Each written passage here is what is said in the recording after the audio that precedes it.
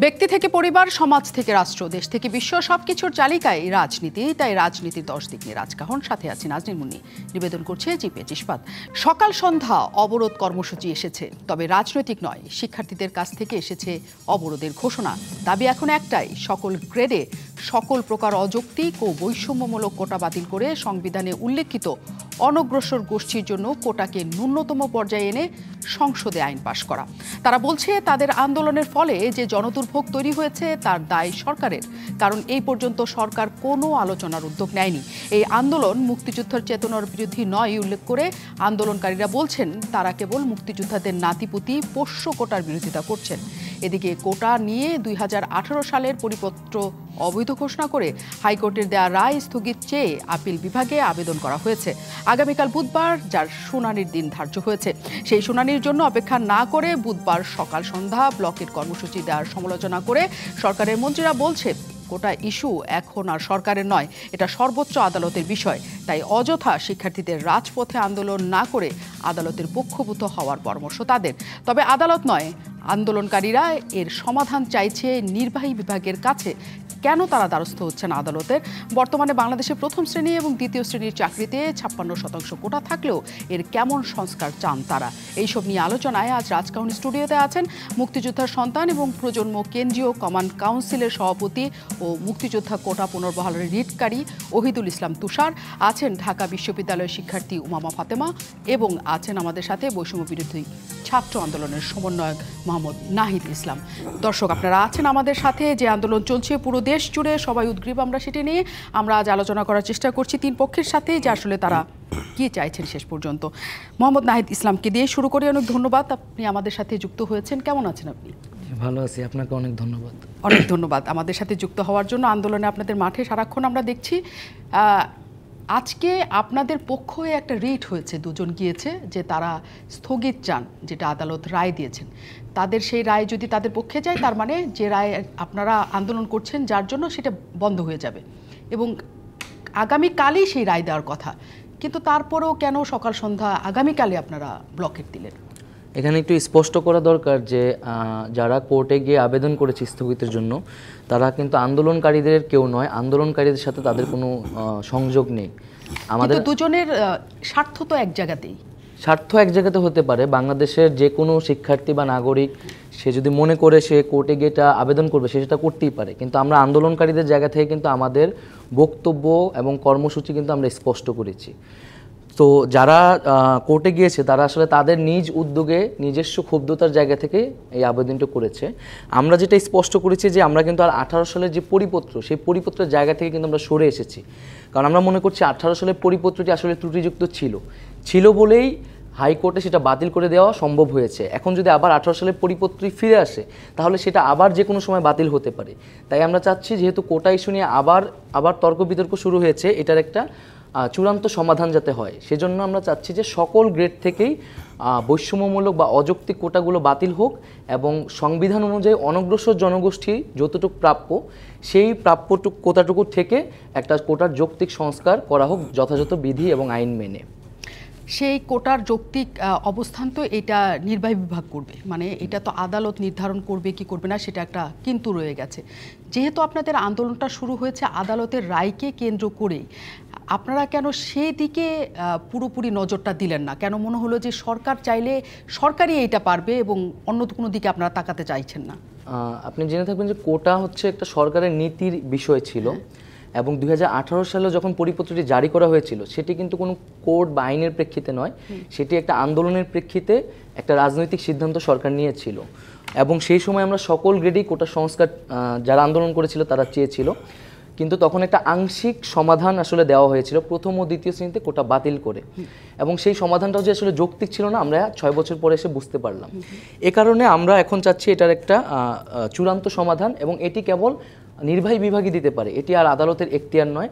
আদালতের প্রতি আমাদের শ্রদ্ধা আছে, আদালত আইনের প্রক্রিয়া সেটা তার মতো চলবে, কিন্তু আমরা এখন নির্বাহী বিভাগের কাছে সকল গ্রেডেরই কোটার যৌক্তিক সংস্কার চাচ্ছি।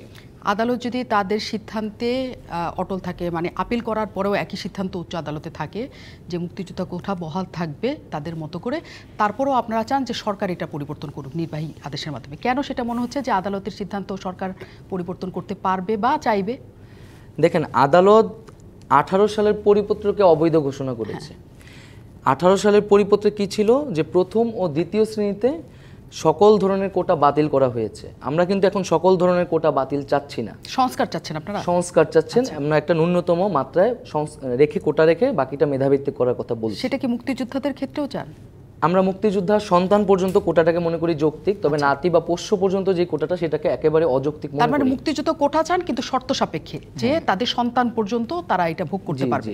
আচ্ছা, তারপরে তো আদালতের যে 18 সালের যে পরিপত্রটা কিন্তু আমরা পরিপত্র থেকে সরে এসেছি। 18 সালের পরিপত্র যদি আদালত অযৌক্তিক মনে করে, তিনি এটা অযৌক্তিক বলতে পারেন বা অবৈধ করতে পারেন। কিন্তু এখন সরকারের পক্ষে সুযোগ আছে একটা নতুন পরিপত্র জারি করার, যেখানে সংবিধান অনুযায়ী অনগ্রসর জনগোষ্ঠীর জন্য কোটা রাখা যেতে পারে, মুক্তিযোদ্ধাদের সন্তান পর্যন্ত কোটা রাখা যেতে পারে, এবং সকল গ্রেডে প্রথম থেকে চতুর্থ শ্রেণী পর্যন্ত সকল শ্রেণীতেই কোটার একটা সংস্কার এবং মেধাভিত্তিক নিয়োগকে অগ্রাধিকার দিয়ে নতুন পরিপত্র বা নতুন আইন জারি করতে পারে। আমরা এখন সেটি চাচ্ছি। এটি কেবলমাত্র সরকারের এখতিয়ার, এখানে আদালতের আর কোনো করার কিছু নেই। আচ্ছা, কিন্তু মনে হচ্ছে না খুব দ্রুততম সময়ে আপনারা বড় বড় কর্মসূচি হাতে নিয়ে ফেলছেন? এক সপ্তাহের মধ্যে এত অবরোধের মতো জায়গায় চলে যাচ্ছেন, জনগণের দুর্ভোগ হচ্ছে, এটাকে খুব দ্রুত করা হচ্ছে না? কারণ আদালতের তো বৃহস্পতিবার পর্যন্ত একটা রায়ের ব্যাপার স্যাপার আছে। যদি আদালত নিজেই দেয় যে এটা ভুল ছিল, তারা কোটা সংস্কারের আদেশ দেন, তাহলে তো আর এত কিছুর প্রয়োজন নাই। এর মধ্যে জনগণ যে দুর্ভোগের মধ্যে পড়ে যাবে, আপনারা সারা দিন রাত রাস্তায় কাটাচ্ছেন, সবারই তো একটা কষ্টের জায়গা। এটা কি দ্রুত হয়ে যাচ্ছে কিনা কর্মসূচিগুলো? এটা আসলে দ্রুত হচ্ছে না, কারণ মনে হচ্ছে যে কর্মসূচিগুলো খুব দ্রুত, কিন্তু এটার কিন্তু পিছিয়ে একটা বড় প্রেক্ষাপট রয়েছে। 2018 সালে কিন্তু একটা দীর্ঘ সময় ধরে এই আন্দোলনটা চলেছে। হ্যাঁ, আমি সেটাই বলছি যে ধাপে ধাপে। হ্যাঁ, সেই আন্দোলনের কিন্তু একটা ধারাবাহিকতা এখনকার আন্দোলনটা। আচ্ছা, এখন যখন আমরা 5ই জুন মহামান্য আদালত যখন রায়টি দিয়েছে, আমরা কিন্তু 5ই জুন থেকে আন্দোলনে নেমেছি। আমরা প্রথমেই শাহবাগে কিন্তু যাইনি, আমরা মানববন্ধন করেছি, বিক্ষোভ করেছি, মাননীয় অ্যাটর্নি জেনারেল বরাবর আমরা স্মারকলিপি দিয়ে এসেছি, এবং গত 1 জুলাই থেকে আমরা আন্দোলন শুরু করেছি। আমরা আন্দোলন কিন্তু একটু একটু করে আমরা আন্দোলনকে বৃদ্ধি করেছি বা কঠোর করেছি। কিন্তু এতদিন হওয়ার পরও যখন সরকারের পক্ষ থেকে কোনো ধরনের বক্তব্য আসেনি, কোনো ধরনের সদুত্তর আমরা পাইনি। 18 সালে তো একটা প্রতিশ্রুতি ছিল শিক্ষার্থীদের প্রতি, সেই প্রতিশ্রুতি যে কারণেই হোক না কেন, আদালতের কারণেই হোক, সেটা যে ভঙ্গ হলো, সরকারের তো সেখানে জবাব দেওয়ার উচিত ছিল। তো সেই জায়গা থেকে আমরা যখন কোনো সদুত্তর পাচ্ছি না, এবং সরকার বারবার আমাদের সামনে আদালতকে দেখাচ্ছে, এবং আমাদের মনে হচ্ছে আমাদের দাবির সাথে এক ধরনের কালক্ষেপণ করা হচ্ছে, এক ধরনের প্রহসন করা হচ্ছে, ফলত আসলে এখানে অপেক্ষা করা মানে এটা এই প্রহসনটাকে মেনে নেওয়া। তাই আমরা মনে করছি যে আমাদের রাজপথেই থাকতে হবে শেষ পর্যন্ত, এবং সেখান থেকে আমাদের একটা সমাধান নিয়ে পড়ার টেবিলে ফিরে যেতে হবে। অনেক ধন্যবাদ। আমি আরও নিশ্চয়ই আসবো আপনার কাছে মোহাম্মদ নাহিদ ইসলাম, অন্য প্রসঙ্গ নিয়েও, মানে আরও একটু বিস্তারিত আরও জানবো। উমামা ফাতেমার কাছে আমি একটু যাই। অনেক ধন্যবাদ, আপনি আমাদের সাথে যুক্ত আছেন। নিশ্চয়ই আন্দোলনের কথা জিজ্ঞেস করবো, কিন্তু আপনি মেয়ে বলেই হয়তো আমি এই প্রশ্নটা প্রথমে করতে চাই। নারীর যে 10% কোটা আছে, সেটা কি আপনারা চান নাকি চান না? এখন 1972 সালে সরকার যখন প্রথম একটি বিশেষ প্রজ্ঞাপন জারি করে, সেখানে তারা কিন্তু অনগ্রসর নারী কোটা রেখেছিল 10%। এখন 1972 সালের পরে দেখা গেছে, ওই সময় যদি আমরা সমাজে নারীর অবস্থান চিন্তা করি, 2000 সালের পরবর্তী সময়ে নারীর অবস্থান কিন্তু এক না। এখন বর্তমানে কিন্তু আমাদের নারীরা সমাজে বিভিন্ন সেক্টরে এগিয়ে গিয়েছে, এবং তারা, আপনি যদি উচ্চশিক্ষা ক্ষেত্রে দেখেন বা আমাদের এইচএসসি এসএসসি রেজাল্টগুলো দেখেন, তাহলে দেখতে পারবেন কি নারীদের রেজাল্ট যথেষ্ট ভালো হচ্ছে। আপনি ইউনিভার্সিটি ডিনস অ্যাওয়ার্ডগুলো দেখেন, তাহলে দেখবেন যে নারীরাই কিন্তু এখানে সব থেকে ভালো পাচ্ছেন। সেখান থেকে বোঝা যায় যে আসলে নারীরা আমাদের সমাজে সর্বক্ষেত্রে এগিয়ে আছেন। তো সেক্ষেত্রে আমাদের আন্দোলনকারীদের পক্ষ থেকে আমরা বলেছিলাম যে নারী কোটার এই মুহূর্তে যৌক্তিকতা আমরা দেখছি না। এখন আমাদের পক্ষ থেকে এখানে সাজেশন দেওয়া হয়েছে যে এখানে যারা অনগ্রসর জনগোষ্ঠী আছে, যেটা সংবিধানের 29(3)-এ বলা হয়েছে যে অনগ্রসর জনগোষ্ঠীর কথা, সেটা তো সংবিধান অনুযায়ী আসলে স্পষ্ট করা হয়নি। এখন আমাদের পক্ষ থেকে বলা হয়েছে এখানে অনগ্রসর জনগোষ্ঠী হিসেবে আমরা আদিবাসী এবং প্রতিবন্ধী জনগোষ্ঠীকে আসলে প্রাধান্য দিতে চাই। এখন আমরা বলেছি যে সরকার এখানে একটা কমিশন গঠন করুক, এবং তারা তদন্ত করে কোথায় কতটুকু কোটার দরকার হয় সেটা বের করুক। আমাদের পক্ষ থেকে আমরা বলেছি যে আমরা 5% সর্বোচ্চ কোটা চাই। এখন আমরা সরাসরি কিন্তু নারীদের, আমাদের ইউনিভার্সিটির নারীরা যারা আছেন, যারা প্রোগ্রামের বক্তব্য রাখছেন বা তাদের সাথে পার্সোনালি কথা হচ্ছে, তাদের প্রত্যেকেরই বক্তব্য হচ্ছে যে আমরা তো সমাজে এতটুকু এসেছি আমার মেধার ভিত্তিতে, আমার তো এখানে কোনো ধরনের কোটার ব্যবহার করতে, আমার পার্সোনালি আমি নিজে কখনো কোটা ব্যবহার করিনি, কিন্তু আমি তো এতটুকু পর্যন্ত আসতে পেরেছি, এবং ইনশাল্লাহ সামনে আরও যাব। সেক্ষেত্রে নারী কোটা এখন আগের সেই 10% কতটুকু যুক্তিযুক্ত, অবশ্যই সেখানে প্রশ্নটা রাখা যেতে পারে। আমরা আমাদের আন্দোলনকারীদের পক্ষ থেকে খুবই স্পষ্টভাবে বলেছি যে আমরা সরাসরি এখানে আদিবাসী এবং প্রতিবন্ধী জনগোষ্ঠী যারা আসলেই এখানে সরকার তাদের সাথে সমতা বিধান করতে পারেনি, তাদের জন্যই আমরা কোটাটা বিশেষভাবে চাই। আচ্ছা, আপনি বলছেন যে হ্যাঁ মেয়েরা তো এগিয়েছে সকল ফলাফলে আমার সব কিছুই, কিন্তু আমরা যখন আপনারা কি এটা খেয়াল করেছেন যে বিসিএস এ যারা উত্তীর্ণ হন তাদের আসলে তাদের অবস্থানের মধ্যে নারীদের অবস্থানের কি আসলে কোনো উন্নতি হয়েছে? এটা কি খেয়াল করেছেন? এখন 2018 সালে যখন আমাদের ছাত্ররা আন্দোলন করেছিল, ওই সময় কিন্তু আমরা হয়েছিল কোটা সংস্কার আন্দোলন, যেটা তখন বলা হয়েছিল তৎকালীন যে 56% কোটা, সেই কোটাটাকে নামিয়ে যাতে 10%-এ সংকুচিত করা হয়। এখন ওই সময়ে আমাদের আন্দোলনকারীদের পক্ষ থেকে তো এই ধরনের কিছু বলা হয়নি যে আপনারা কোনটা কত % কোটা রাখবেন, কিন্তু পরবর্তী সময়ে যখন প্রধানমন্ত্রী সবগুলো কোটাকে বাতিল করে দিলেন, এটারই একটা ফলাফল আসলে পরবর্তী বিসিএস পরীক্ষাগুলোতে দেখা গিয়েছে। এখন বর্তমানে এসে যখন হাইকোর্ট আবার পরিপত্রটিকে বাতিল ঘোষণা করেছে, তখন তো আমরা আন্দোলনকারীরা সেই জায়গা থেকে একটা বিবেচনা দেখিয়েছি যে এখানে আসলে বাতিলটা কোনোভাবেই সমাধান নয়, বরং সমাধানটা হচ্ছে এখানে একটা যৌক্তিক সংস্কার করতে হবে, যৌক্তিক সংস্কার করে কোটাটাকে ন্যূনতম মাত্রায় নামিয়ে আনতে হবে। সেই জায়গা থেকে আমরা মনে করি যে সরকার একটা কমিশন গঠন করে তার তদন্ত করুক, তদন্ত করে সেখানে তারা কতটুকু কোটা আসলে বরাদ্দ দিতে হবে। আমাদের পক্ষ থেকে আমরা বলেছি এটা কোনোভাবে 5% বেশি হতে পারে না, কিন্তু সরকার যদি তদন্ত করে তাদের এখানে কোন অংশকে কতটুকু দিতে হবে সেটা যদি তারা নির্ধারণ করে, তাহলে আমরা তাদের সাথে ডিসকাশনে বসতে পারি। এটা আমাদের, তার মানে আপনারা বলছেন যে সংবিধানের প্রতি আপনারা শ্রদ্ধাশীল, যেহেতু অনগ্রসরশীল যারা জাতি আছে বা গোষ্ঠী আছে তাদেরকে একটা অগ্রাধিকার দেওয়ার কথা সংবিধানে বলা হয়েছে, আপনারা অনগ্রসর যারা তাদেরকে আপনারা দিতে চান।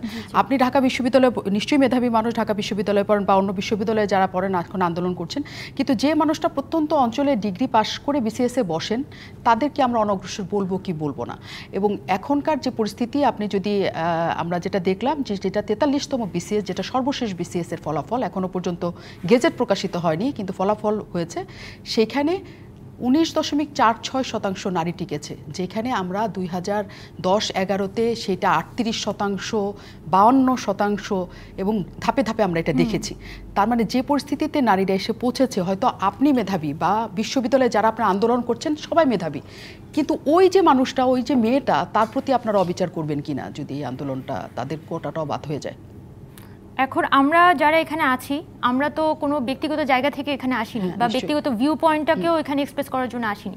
আমরা এসেছি একটা আন্দোলনের তারা কি দাবি রাখছে সেটাকে এখানে এক্সপ্রেস করার জন্য। এখন আপনি যে কথাটা বলেছেন, সে মাননীয় প্রধানমন্ত্রী শেখ হাসিনা কিন্তু গতদিন বলেছেন যে এখানে নারীরা নানানভাবে বঞ্চিত হচ্ছে, তার কথার প্রতিও আমরা শ্রদ্ধাশীল এবং আমরা আমাদের জায়গা থেকে এই সাজেশনটা রেখেছি যে আমরা আসলে অনগ্রসর জনগোষ্ঠীর জন্য কোটাটা বরাদ্দ চাই মানে সর্বোচ্চ 5%-এর মধ্যে। এখন তারা কতটুকু, এই কথাটা আমিও বারবার আমার কথাটা ওখানেই ঘুরে আসছে, কারণ আপনার কোশ্চেনটাও বারবার ওখানেই ঘুরে আসছে যে এখানে নারী কি অনগ্রসর হিসেবে বিবেচনা করা যেতে পারে কি না। এখন আমরা বলতে যাচ্ছি যে এখানে নারী অনগ্রসর হিসেবে বিবেচনা করা যেতে পারে কিনা এটা তো আমার স্টাডি করার বিষয় না, এটা আন্দোলনকারীরা আমরা আন্দোলনকারীরা এখানে আমাদের জায়গা থেকে একটা দাবি রাখতে পারি, একটা প্রস্তাবনা রাখতে পারি। এটা সরকারের দায়িত্ব, সে স্টাডি করে, তাদের প্রতিষ্ঠান আছে এবং তাদের প্রতিষ্ঠানগুলো স্টাডি করে বের করবে যে এখানে কোন পক্ষের আসলে। তার মানে সেখানে একটা আলোচনার সুযোগ আছে, আন্দোলনকারীদের সাথে সরকারের সাথে একটা আলোচনার সুযোগ আছে যে তারা কমিশন গঠন করে আসলে কাদের জন্য রাখবে, তারা একটা প্রস্তাবনা দিবে, আপনারা সেটা অনুমোদন করবেন বা সমর্থন করবেন, এমন একটা জায়গা আপনারা তৈরি করেছেন। এখন আমি মোহাম্মদ ওহিদুল ইসলাম তুষারের কাছে যেতে চাই। ওহিদুল ইসলাম তুষার, অনেক ধন্যবাদ, আপনি আমাদের সাথে যুক্ত আছেন। আপনারাই রিড করেছিলেন মূলত যে সরকার যখন সব বাতিল করে দিয়েছিল, আপনি তার একজন। এখন যে পরিস্থিতি আসলে তৈরি হয়েছে, তখন তো বাতিল হয়ে গেছিল, আদালতের মাধ্যমে আপনাদের ব্যাপার এখনো পর্যন্ত পুনর্বহাল করা হয়েছে। এখন তারা আদালতে যেতে চাচ্ছে না, নির্বাহী আদেশে তারা সেটা করবেন। আপনারা একটা পক্ষ, এখন আপনাদের অবস্থানটা কি? ধন্যবাদ আপনাকে। একটা বিষয় জানিয়ে রাখা ভালো, প্রথমে তো আসলে কোটা বাতিল করা হয় নাই। 2018 সালে যেটা হয়েছিল, 4 অক্টোবর 2018 সালে মুক্তিযোদ্ধা পরিবারকে শ্রেণীবিন্যাস করে প্রথম, দ্বিতীয় এবং তৃতীয় শ্রেণীর 3টা গ্রেড, 11, 12, 13, এই 3টা হচ্ছে তৃতীয় শ্রেণীর গ্রেড। আপনারা মুক্তিযোদ্ধা এটাকে কোটা বাতিল করেছে এবং 26শে জানুয়ারি 2020 সালে নবমের চতুর্থ ওই গ্রেডগুলিতে বাতিল করেছে, অর্থাৎ 2টা পরিপত্রের মাধ্যমে গ্রেড 1 থেকে 13 পর্যন্ত কোটা ব্যবস্থা বাতিল করেছে এবং মুক্তিযোদ্ধা পরিবার বা ওই যে নারী বলেন বা ক্ষুদ্র নিগোষ্ঠী বলেন তাদের জন্য যেই গ্রেডগুলিতে নিয়োগ নাই, যেই গ্রেডগুলিতে পদোন্নতি নাই, যেই গ্রেডগুলি হচ্ছে আউটসোর্সিংয়ে নেওয়া হচ্ছে, যেই গ্রেডগুলি কখনো মাথা উঁচু করে দাঁড়াতে পারবে না সেই গ্রেডগুলিতে কোটা ব্যবস্থা রাখা হয়েছে। এটা হলো পরিপত্রে ভাষা ছিল। যদিও পরিপত্রে বলা হয়েছে প্রথম দ্বিতীয় শ্রেণী, আসলে হচ্ছে তারা তৃতীয় শ্রেণীরও 3টা অংশ বাতিল করেছে।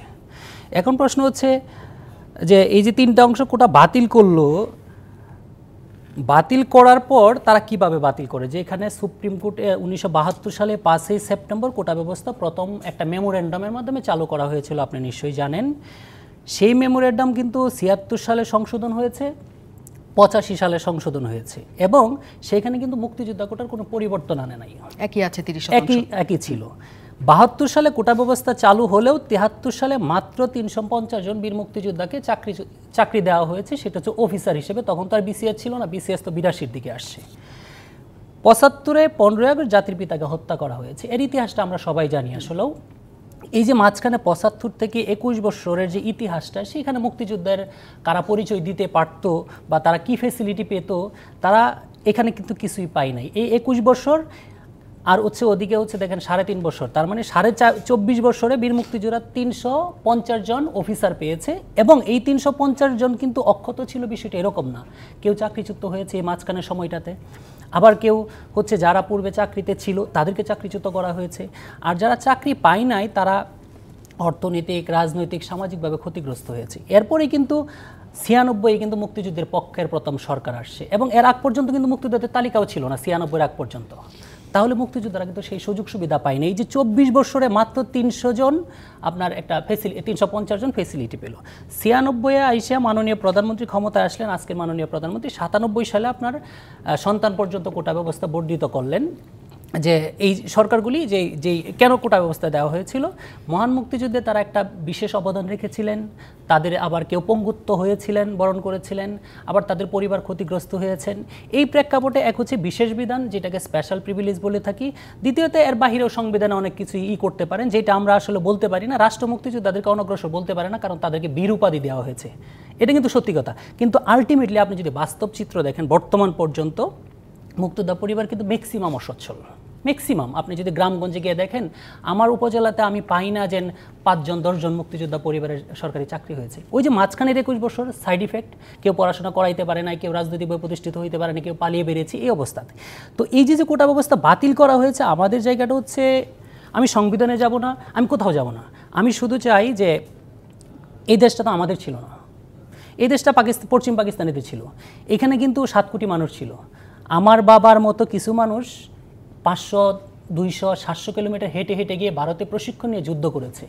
তাদের একটা বিশেষ সম্মান দেওয়া হয়েছে, সেইটা কখনোই এটার কার্যকারিতা ছিল না। যেহেতু ছিল না এবং পরবর্তীতে যদি কোটা ব্যবস্থা গভর্নমেন্ট মনে করে যে বেশি হয়ে গেছে, দরকার নাই, এদেশে মানুষ যেভাবে চলছে মুক্তিযোদ্ধারা এভাবে চলতে পারবে, কিন্তু তাদেরকে শ্রেণীবিন্যাস করে ক্ল্যারিফিকেশন করে আপনার 4র্থ শ্রেণীর নাগরিক বানিয়েছে। আপনার স্বাধীনতা বিরোধী সন্তান, এদেশে যারা মুক্তিযুদ্ধে অংশগ্রহণ করছে না তাদের সন্তান বিসিএস ক্যাডার হবে, বড় বড় আমলা হবে, মুক্তিযোদ্ধার সন্তানরা বা প্রজন্মরা হচ্ছে আপনার পিয়ন হবে। তো এটা তো আমাদের জন্য লজ্জাজনক না। কিন্তু সেখানে একটা কথা তাদের বলে যে তারা যদি প্রতিযোগিতায় আসতে পারে, আপনারাও প্রতিযোগিতা করে সেই পথটা নেন। বাবা মুক্তিযুদ্ধ করেছে, সেই সুযোগটা তারা বলছে যে না দেওয়া হোক। আপনারা কি সেটা একটা সুযোগ মনে করেন কিনা, যে সেই সুযোগটা আপনারা কাজে লাগাচ্ছেন? আপনার কথা একদম স্পষ্ট যে 24 বছর তো আসলে মুক্তিযোদ্ধারা কিছু পায় নাই এই দেশে, বরং তারপরের জেনারেশনটা পাওয়া মাত্র শুরু করেছে, তখনই বন্ধ। রাইট। এখন ওনাদের যে বক্তব্য, যারা আন্দোলন করছেন, যে কেন আমার বাবা মুক্তিযুদ্ধ করেছে বলে আমি কেন সেই সুবিধা নিব, এখন তারা এটাকে বৈষম্য মনে করছে। আপনারা কি তা মনে করেন? না, দেখেন, বিশ্বে যারা যুদ্ধ করেছে ওয়ার ভেটারানদের স্পেশাল ফেসিলিটি বিশ্বে ওয়ার্ল্ড ওয়াইড আছে। আপনি দেখেন ভিয়েতনাম বা আলজেরিয়া, সেখানে হচ্ছে সেনা নৌ বিমান বাহিনীতে 100% মুক্তিযোদ্ধা এবং তাদের সন্তান বা প্রজন্মদের নিতে হয়, এবং সিভিল সার্ভিসে 80% নিতে হয়। এটা আলজেরিয়া এবং হচ্ছে ভিয়েতনাম। তো এবং অন্যান্য দেশেও কিন্তু সেই ওয়ার ভেটারানদের সেই সুযোগ সুবিধা আছে। কিসের জন্য? আদর্শিক চেতনা থেকে। এটা কিন্তু কিউবার ফিদেল কাস্ত্রো বলেছিলেন যে মুক্তিযোদ্ধাদেরকে কাজে লাগানোর জন্য। এখন আর যে একটা গুরুত্বপূর্ণ পয়েন্ট আসছেন, বৈষম্য সৃষ্টি করে কিনা। আসলে কোটা ব্যবস্থা কোনো বৈষম্য সৃষ্টি করে না। আমি যেটা আলোচনা করতে চাচ্ছিলাম সেটা আপনি তো বলে দিয়েছেন, যে এই যে এটা বরঞ্চ কোটা ব্যবস্থা বৈষম্য দূরীভূত করে। আপনি দেখেন যে এই যে 38তম বিসিএসে আপনার 26.91% নারী আসছে, আপনার 36তম বিসিএসে আপনার হচ্ছে 26.22, আপনি যদি 43তম বিসিএসে দেখেন তাহলে হচ্ছে 19.69। আপনি যদি ক্ষুদ্র নিগোষ্ঠীর দিকে তাকান আরো কম, আপনার 21 জন হচ্ছে 38তম বিসিএসে, এবং পরে মাত্র 2 জন হয়েছে, পরে 2 বিসিএসে 2 জন। এই যে একটা ইমব্যালেন্স তৈরি করলেন, তাহলে কি কোটা ব্যবস্থা বৈষম্য সৃষ্টি করে নাকি ওই বৈষম্য দূরীভূত করে? এই প্রশ্নের উত্তর আমি অবশ্যই মোহাম্মদ নাহিদ ইসলামের কাছ থেকে নিতে চাই। যে তারা আন্দোলন কাদের বিরুদ্ধে, দেখেন আমার এইটা আরেকটা বিষয়, কিন্তু তারা বলছে আমি আসব আন্দোলন গভর্নমেন্ট, আমরা মামলা করেছি, আমরা বঞ্চিত হয়েছি। বিষয়টা দেখেন, আমরা বঞ্চিত হয়েছি যে আমাদের সাথে অন্যায় করা হয়েছে। দেখেন এই দেশে তারা সংখ্যাগরিষ্ঠ আগেও ছিল, এখনো আমরা সংখ্যালঘু ছিলাম, এখনো সংখ্যালঘু। তো প্রশ্ন হচ্ছে যে তারা কোটা ব্যবস্থা বৈষম্য মনে করেছে, তারা আমার সাথে আন্দোলন করেছে, তা আমরাও আন্দোলন করেছি, আমরা কিন্তু তাদের সাথে পারি নাই, এখনো পারবো না, ঠিক আছে। কিন্তু আমরা যখন মনে করেছি যে না, বাংলাদেশের এক জায়গায় বিচার পাওয়া যাবে, আমরা সুপ্রিম কোর্টে গিয়েছি। এই মামলা কিন্তু আজকের না, 2021 সালের সর্বশেষ রায় হয়েছে, এবং তারা কিন্তু আপিল করেছে। কার পক্ষে? আমার পক্ষে না, রাষ্ট্র আমার এগেনস্টে রাষ্ট্র আপিল করেছে। সেই জায়গায় তারা রাষ্ট্রের প্রতি আস্থা নাই, সেই জায়গায় তাদের সুপ্রিম কোর্টের প্রতি আস্থা নাই, সেই জায়গা হচ্ছে আপনার এই যে আপনার আরেকটা বিষয় বলতে হয়, তারা কিন্তু সরকারের কাছেই আবার চাইছে, তারা বলছে নির্বাহী আদেশে সবকিছু হোক। এবং একটা জায়গায়, যে জায়গাটাতে আপনি অবশ্যই, এটা আবেগের জায়গা, আমাদের সবার আবেগের জায়গা মুক্তিযুদ্ধ, এবং সেই আবেগের জায়গায় তারা বলছে মুক্তিযুদ্ধ বিরোধী তারা কেউ নন, তবে তারা একটা পর্যায় পর্যন্ত যে তারা আর এই কোটার পক্ষে থাকতে চান না, তারা নাতি বা পোষ্য কোটার কাছাকাছি তারা যেতে চান না। আমি আসলেও জানতে চাই নাহিদ ইসলামের কাছে যে এতগুলি ঘটনা তারা কি আসলে স্টাডি করেছেন যে পেছনে কি হয় কোটা না থাকলে? আমি বিরতির পর ফিরব। অনেক ধন্যবাদ দর্শক আমাদের সাথে যুক্ত থাকার জন্য। আমরা আজকে কথা বলছি যারা আন্দোলন করছে তাদের সাথে, এবং যারা রিটকারী ছিল তাদের সাথেও আমরা সবার কাছ থেকে জানার চেষ্টা করছি আসলে এটা কোন পথের দিকে যাচ্ছে, কোটা বিরোধী আন্দোলন সুরাহা রাজপথে নাকি আদালতে, সেই প্রশ্নকে সামনে রেখে আমাদের সাথে মোহাম্মদ নাহিদ ইসলাম আছেন। আমরা আবারও তার কাছে যেতে চাই। নাহিদ ইসলাম, যে কথাটি তুষার বলছিলেন আপনি নিশ্চয়ই সেটা শুনছেন। আমাদের তো মুক্তিযুদ্ধ নিয়ে এক ধরনের আবেগের জায়গা আছে, এবং তিনি যেটা বললেন যে আসলে 96 পর্যন্ত আমরা 325 জন মাত্র যে মুক্তিযোদ্ধা সনদ নিয়ে একটা জায়গায় যেতে পেরেছিল, এবং তারপর আমরা নানা রাজনৈতিক পট পরিবর্তন হয়েছে আমাদের। আমরা যদি গুণি, বিশেষ 3টা বাদ দিয়ে হয়তো 7টা বা 8টা বিশেষ হয়েছে সাধারণভাবে।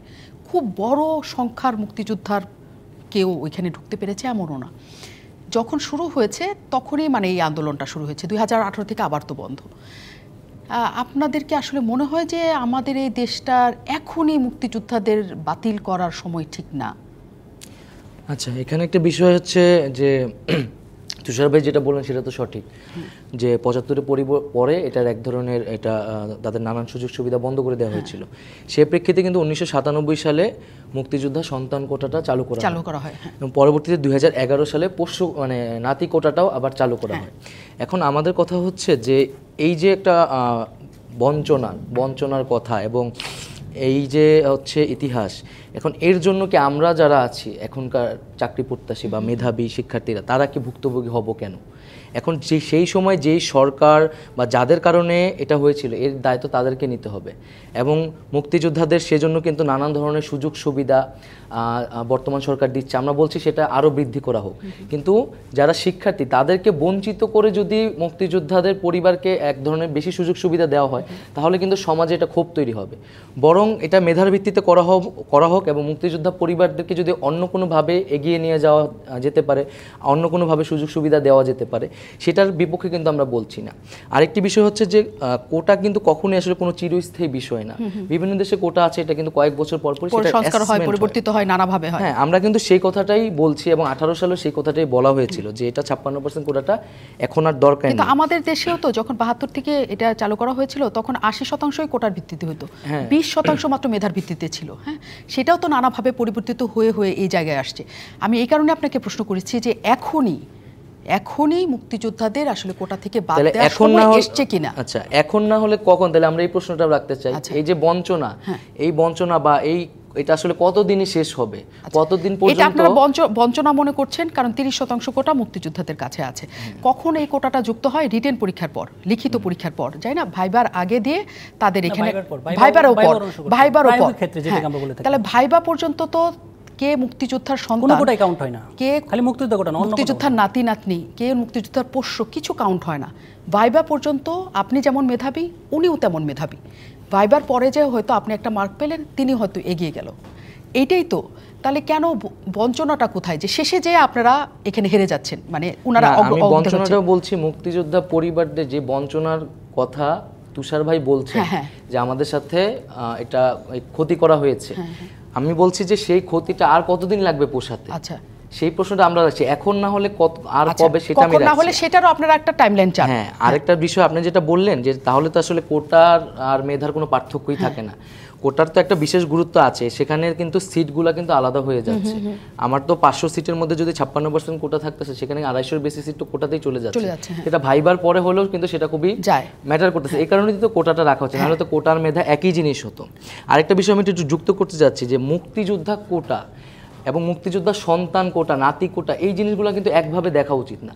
মুক্তিযোদ্ধারা আমাদের জাতির শ্রেষ্ঠ সন্তান, তারা আত্মত্যাগ করেছেন, জীবন বাজি রেখে যুদ্ধে গিয়েছেন, তারা এই দেশের সর্বোচ্চ সুযোগ সুবিধা পেতে পারেন, কিন্তু সেই একই সুযোগ সুবিধা মুক্তিযোদ্ধাদের আমরা যেইভাবে সম্মান করব, একইভাবে কি আমরা তাদের সন্তান বা তাদের নাতিদেরও কি একইভাবে সম্মান করব, একই সুবিধাই দিব?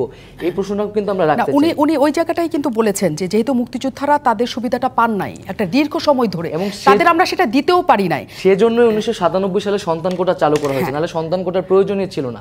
যদি 75 থেকে মুক্তিযোদ্ধা কোটাটা যথাযথভাবে অ্যাপ্লাই করা হতো তাহলে তো দরকার ছিল না। হ্যাঁ, এখন 97 সালে তো সন্তান কোটা দেওয়া হলো, 11 সাল পর্যন্ত সন্তান কোটা অ্যাপ্লিকেবল থাকলো, 11 সালে আবার নাতি কোটাও যুক্ত করা হলো, এখন কে তাহলে কি মানে চতুর্থ প্রজন্ম যুক্ত করা হবে? এটা তো আমরা প্রশ্ন রাখতে চাই। এটা তো আসলে 10 বছর ধাপে চলেছে।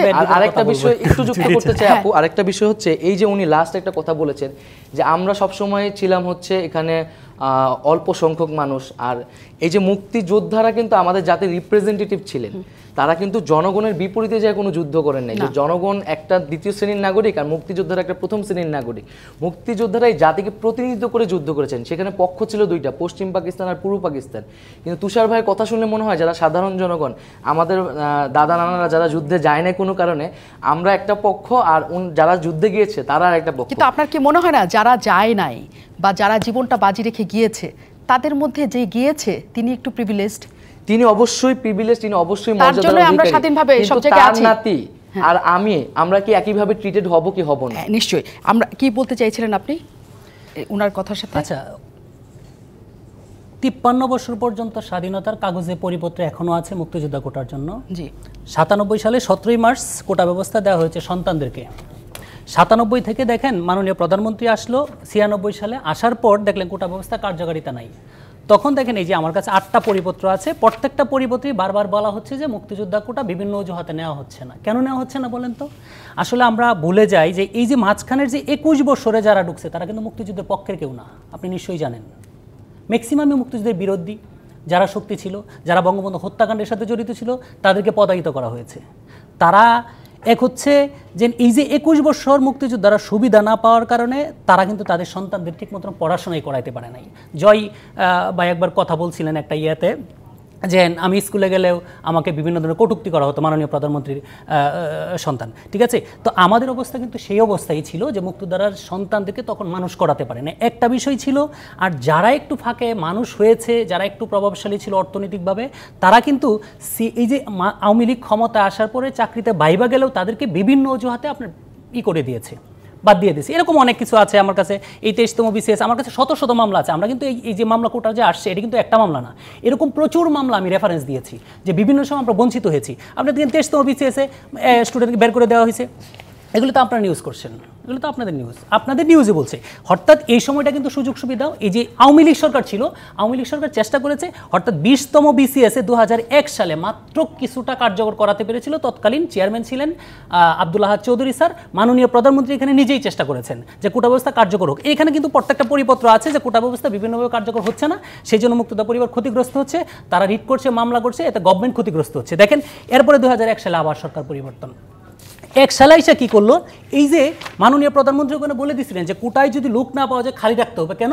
কারণ হচ্ছে বিভিন্ন অজুহাতে নিচ্ছে না, সেই জন্য যদি খালি রাখে কমপক্ষেও জনবল সংকট দেখা দিবে, জনবল সংকট দেখা দিলে তাদেরকে নিতে বাধ্য থাকবে বিভিন্ন প্রশাসন, কারণ গভর্নমেন্ট তো আর পরীক্ষা নেই না, পরীক্ষা নেই তো বডি। আপনি দেখেন 2002 সালে আইসা বিএনপি জোট সরকার আরেকটা পরিপত্র জারি করে পূর্বের সকল পরিপত্র বাতিল করে বলল কোন বিসিএস থেকে, এটা হচ্ছে আপনার 21তম বিসিএস থেকে মেধা তালিকা থেকে নিতে হবে। এই আমাদের আবার শুরু হলো বঞ্চনা।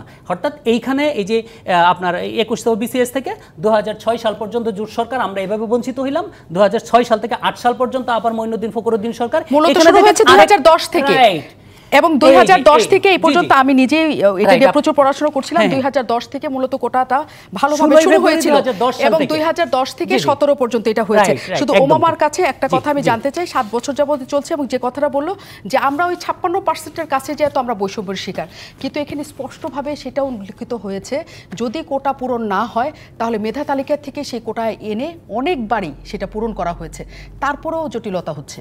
মানে কেন আপনার মনে হচ্ছে?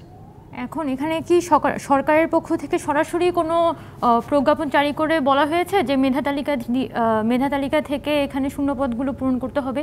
এই ধরনের কোনো কথা একদম স্পষ্ট করা আছে এবং নেওয়া হয়েছে। কোর্ট তো একবার 5 এপ্রিল জিনিসটাকে আবার বাধা দিয়েছে। এটা কিন্তু মানে কোনো সুস্পষ্ট নীতি ছিল না, সরকার একবার বলেছিল, কোর্ট আবার সেখানে সেটা আবার বাতিল করেছিল, কিন্তু আবার নেওয়া হয়েছিল দুইবার বা তিনবারের। 5 এপ্রিল 2018 সালে স্পষ্ট করে দিয়েছিল যে কোটায় যদি লোক না পাওয়া যায় তাহলে সাধারণ কোটা থেকে নিতে পারবে। এটা কিন্তু স্পষ্ট ছিল না, অনেক সিট জমা হয়ে যাচ্ছিল, তখন সেটা করা হয়েছে। কাজে এই জায়গাটা ঠিক যে হ্যাঁ, কোটায় যদি সিট না পাওয়া যায় বাইরে থেকে আনার চেষ্টা, কাজে কোটায় এখানে একটা সরাসরি সিস্টেম ডেভেলপ করা দরকার। আমরা একদম বুঝেছি আপনাদের অবস্থানটা।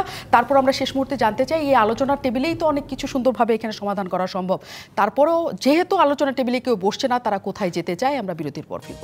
আমন্ত্রণ আরও একবার রাজকাহনে। মোহাম্মদ নাহিদ ইসলাম আমাদের সাথে আছেন, তিনি সমন্বয়ক বৈষম্য বিরোধী ছাত্র আন্দোলন ইউনিয়ন। নাহিদ, আগামীকাল আপনাদের দেশব্যাপী ব্লকেট মানে বড় একটা কর্মসূচি, আপনারা কোন দিকে যেতে চান? এবং এর মধ্যে কিন্তু এইচএসসি পরীক্ষা চলছে, মানে কালকের মধ্যে কোনো সিদ্ধান্ত চান নাকি আসলে কি?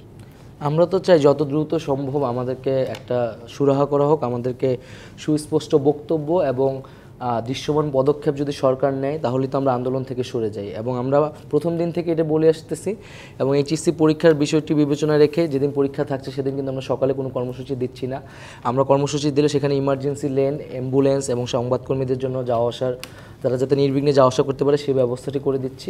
আমাদের তো মূলত কাজ না রাজপথে থাকা, আমরাও চাই না, এটা আমাদেরও ভোগান্তি হচ্ছে। 2018 সালে আমাদের এরকম একটা ভোগান্তি পোহাতে হয়েছে, সেখান থেকে আমরা যে একটা অর্জন পেয়েছিলাম সেই অর্জনটি নিয়েও যখন প্রহসন করা হচ্ছে, আজকে আমাদেরকে আবারও কিন্তু রাজপথে নেমে আসতে হচ্ছে। তো এটা আমাদের জন্য, আমাদের সাথে একটা বড় প্রহসন এবং প্রতারণা করা হচ্ছে। তো আমরা চাচ্ছি যে খুব দ্রুত সময়ের মধ্যে এটার একটা চূড়ান্ত মীমাংসা করা হোক এবং সামনে যাতে আর কখনোই এই ধরনের কোটা নিয়ে কোনো ধরনের সংকট বাংলাদেশের তৈরি না হয়, আমরা চাচ্ছি এর দ্রুত সমাধান। সেক্ষেত্রে আপনারা কি, মানে যেহেতু আপনারা একটা সংস্কার চাচ্ছেন, আপনাদের সাথে সরকারের পক্ষ থেকে কেউ বসুক, আপনাদের কি সেই আহ্বানের জায়গা আছে? আমাদের কথা হচ্ছে যে এটা একটা প্রক্রিয়া রয়েছে, একটা কমিশন গঠন করা বা কমিশন গঠনের জন্য একটা নির্দেশ দেওয়া। আমরা এই ধরনের সুস্পষ্ট বক্তব্য বা দৃশ্যমান পদক্ষেপ দেখতে চাচ্ছি যাতে আমাদের আস্থার জায়গাটা তৈরি হয়। কারণ আমরা তো আমাদের আস্থার জায়গাটা আর নেই। 2018 সালে এত আন্দোলনের পরেও যখন আমরা এই জিনিসটা পেলাম না, ফলত শুধু মৌখিক কথাতেই আমরা কিন্তু আস্থা রাখতে পারছি না। তাই আমরা চাচ্ছি দৃশ্যমান পদক্ষেপ যদি সরকারের পক্ষ থেকে, নির্বাহী বিভাগের পক্ষ থেকে নেওয়া হয়। আদালতের কাছে আমাদের সুপারিশ রয়েছে, আদালত চাইলেও সেখানে শিক্ষার্থীদের পক্ষে ব্যবস্থা নিতে পারেন। তো সার্বিকভাবে রাষ্ট্রযন্ত্রের বিভিন্ন বিভাগ যদি এই বিষয়টিকে সুবিবেচনা করে দেখেন, শিক্ষার্থীদের পক্ষে কথা বলে, তাহলে শিক্ষার্থীরা আবার রাজপথ থেকে পড়াশোনার টেবিলে ফিরে যাবে। একদম কোটা বাতিল না, সংস্কার চাচ্ছেন, আমি যদি ছোট্ট করে বলি। হ্যাঁ, আমরা সংস্কার চাচ্ছি, তবে কোটাটা শর্ত সাপেক্ষে। ওমামা, আসলে আর কি আপনাদের কোনো দাবি আছে কিনা সেটা বলে ফেলেন। আমাদের এখান থেকে তো আমরা বর্তমানে এক দফা দাবির কথাই বলছি যে এতদিন পর্যন্ত পুরো বিষয়টা সরকার এবং আদালতের মধ্যে ঝুলেছিল এবং আমরা আন্দোলনকারীদের পক্ষ থেকে যখন অ্যাটর্নি জেনারেল বরাবর একটা স্মারকলিপি দেওয়া হয়েছিল এই রায়টার উপর একটা স্টে অর্ডার দেওয়ার জন্য, কিন্তু পরবর্তীকালে গত 4 জুলাই তো সেই স্টে অর্ডারটা আসলে দেওয়া হয়নি এবং সেটার প্রেক্ষিতে আমরা আন্দোলনকারীরাও কিন্তু বলেছে যে আমরা এখন আর কোনো আদালতের কাছে 18 পরিপত্র, যেটা একটা ত্রুটিপূর্ণ আপনার পরিপত্র ছিল, সেটাকে কেন্দ্র করে আমরা আর কোনো ধরনের কথা বলতে চাই না, বরং এখানে সকল গ্রেডকে কেন্দ্র করে আমরা আমাদের আন্দোলনটা চালিয়ে যাচ্ছি এবং সেটার ভিত্তিতে আমাদের আন্দোলনের পক্ষ থেকে কিন্তু এই এক দফা দাবি ঘোষণা করা হয়েছে। এবং আমরা, নাহিদ ভাইও বললেন যে এখানে সরকারের পক্ষ থেকে যদি সুস্পষ্টভাবে এখানে কোনো আদালতের বিষয় নেই, বরং সরকার এখানে একটা পদক্ষেপ গ্রহণ করে আমাদেরকে একটা সুনির্দিষ্টভাবে কোনো একটা পদক্ষেপ গ্রহণ করুক, যেটার মাধ্যমে আমরা আন্দোলনকারীরা পুনরায় আমাদের আস্থাটা আসলে প্রতিস্থাপন করতে পারি আমাদের সরকারের উপর। এটাই আমরা বলতে যাচ্ছি। তুষারের কাছে যাই, যদি শেষ পর্যন্ত বাতিল হয় মুক্তিযুদ্ধে কোটাই তো সবচেয়ে বড়, সেখানে 30%, আর অন্য কোটাগুলি যদি কমে আসে সেখানে আপনার বক্তব্য বা পদক্ষেপ কি থাকবে? দেখেন, এইটা এখন সুপ্রিম কোর্টে চলে গেছে। এখন আপনার এক্সিকিউটিভ অর্ডার বা এটা হচ্ছে তারা 2018 সালে জোর করে যেটা বাতিল করেছিল, এটা জোর করে করছে। এখনো তাই হতে পারে, বাস্তবতা জোর করে করছে। এখন একটা বিষয়টা দেখেন যে প্লিজ, যেইখানে আপনার ওই যে 72 ইতিহাস থেকে যেটা আসলাম, বঞ্চিত হতে হতে যখন একাধিক মামলা হয়েছে, রিট পিটিশন হয়েছে, এইখানে কোটা অনুসরণের জন্য একাধিক মামলা, ডাইরেকশন ছিল, নির্দেশনা ছিল, আদেশ ছিল। এইগুলি ভায়োলেট করে 2018 সালে শ্রেণীবিন্যাস করে কোটা বাতিল করলো, মুক্তিযোদ্ধা পরিবারকে বা অন্যান্যদেরকে নিচের শ্রেণীতে রেখে দিল। সেই ক্ষেত্রে কমিশনও গঠন করলো। কমিশন গঠন করার পরে কমিশন গঠনকে সময় দিল না, মাত্র 15 দিন সময় তারা চেয়েছিল, সেটাও পাই নাই। শাহবাগ থেকে বৈশা রইল, বললো আমরা উঠবো না। এখন পরিপত্র জারি করতে হবে। গভর্নমেন্ট যখন ঢাকা বিশ্ববিদ্যালয়ের বিসির বাড়িতে হামলা করলো, এটা আপনারা জানেন, প্রত্যেকটা বিশ্ববিদ্যালয়ে বিসি আপনার বাড়ি বা হচ্ছে ক্যাম্পাসগুলি দখল করে একবারে সব ব্লক করে দিল। এখন যেটা হচ্ছে, একটা বিষয় দেখেন যে আদালতে বিষয় চলমান, তারা আদালতে যেতে পারে। আজকে কিন্তু থার্ড পার্টি অ্যাড হয়েছে, এটা আমি ওয়েলকাম জানাই। আপনারা কি করবেন? আমার সময় কম, সেটা আপনি বলে ফেলেন। তো এখন প্রশ্ন হচ্ছে, তারা সরকার যেখানে তাদের পক্ষে আপিল করেছে, তাদের পক্ষে লড়ছে, আমাদের বিপক্ষে গিয়ে, মুক্তিযুদ্ধের পক্ষের বিপক্ষে গিয়ে, তারপরেও তারা এই আন্দোলন কাদের বিরুদ্ধে, এটা একটা প্রশ্ন। আর এখানে মেধা নিয়ে আমার অনেক প্রশ্ন আছে। আমি এক কথাই বলে ফেলি যে একই যোগ্যতা, উন্মুক্ত প্রতিযোগিতার মাধ্যমে একই প্রশ্নে প্রিলিমিনারি, রিটেন, ভাইভা পাস করার পরে আপনার প্রায়োগিক ক্ষেত্রে কোটা অনুসরণ করা হয়। সেইখানে কে মেধাবী কে অমেধাবী আইডেন্টিফাই করার সুযোগ নাই, এখানে প্রত্যেকটা স্টুডেন্টই মেধাবী। এখন প্রশ্ন হচ্ছে, আদালতের প্রতি আমাদের সম্পূর্ণ আস্থা এবং আমাদের বিশ্বাস আছে, যেহেতু বাংলাদেশের মূল স্পিড মুক্তিযুদ্ধ, এই দেশে 30 লক্ষ মানুষ শহীদ হয়েছে, 1.5 থেকে 2 লক্ষ মানুষ সরাসরি মুক্তিযুদ্ধে অংশগ্রহণ করেছে, 2 লক্ষ নারীর ইজ্জত হারিয়েছে। এই দেশগুলিতে আমরা আশা করি যে আস্থা রাখতে চান, যদি তারপরও পরিবর্তিত হয়, বাতিল হয়, কি করবেন? এক লাইনে কি করবেন? যে আমরা আদালতের আস্থা, সেটা নিয়ে আমরা কথা বলতে রাজি না। আমরা আদালতের উপরে সম্পূর্ণ আস্থা আছে, যেটা এবং সেটা শেষ পর্যন্ত দেখতে চাই, সেটা আমরা দেখতে চাই। অনেক ধন্যবাদ। আদালতের উপর আস্থা রাখতে চান যারা রিট করেছেন তারা, এবং একটা সমাধান চান যারা আন্দোলন করছেন তারা, এবং একটা কথোপকথনের মাধ্যমে সেটা শেষ হবে, তারাও সেটা বলছেন। কারণ তারা কোনো কোটাই বাতিল চান না, একটা সংস্কার চান, সুনির্দিষ্ট শর্ত সাপেক্ষে সংস্কার। আলোচনার মাধ্যমে এই সংকট সমাধান হবে, আমরা সবাই সেই আশায় বসে আছি। নিশ্চয়ই সবার সাথে আবারও দেখা হবে।